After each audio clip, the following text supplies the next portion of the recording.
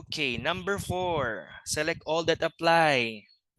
Okay, nurse Rowan is caring for a client who takes ibuprofen for pain. The nurse is gathering information on the client's medical history and determines it is necessary to contact the healthcare provider if the client is also taking which medications.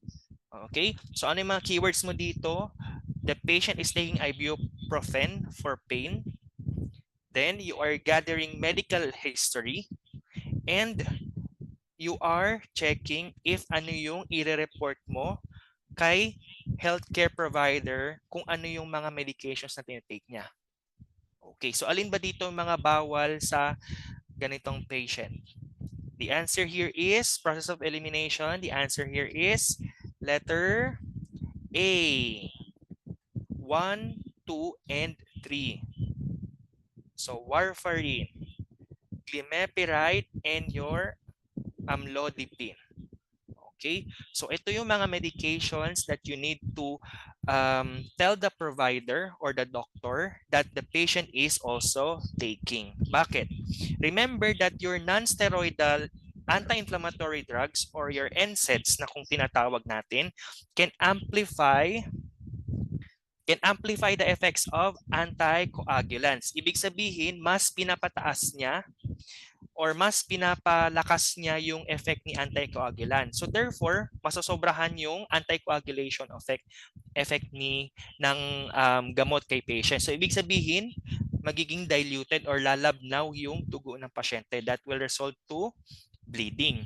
Okay? Kasi wala na magko-coagulate. So kung si patient ay may wounds or trauma, so mas magbi-bleed si patient. Okay?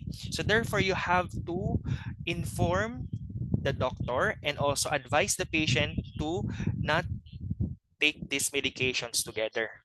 Okay, now hypoglycemia may result for the client taking ibuprofen if the client is concurrently taking an anti or your oral hypoglycemic agent.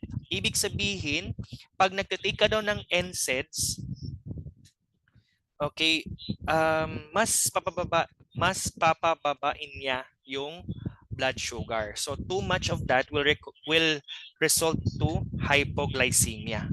So ano yung ano yung hypoglycemic agent natin dito? That is your glimepiride. Now how about your amlodipine? So remember, your amlodipine is a calcium channel blocker. Now that calcium channel blocker will increase the risk of toxicity kay patient. Okay? Bakit? Ano ba yung ano bang inaatake or ano ba yung organ na nag-secrete or nagre-regulate sa ibuprofen? That is your kidney. So ibig sabihin that can be also have an interaction with the medication and in return it can cause toxicity.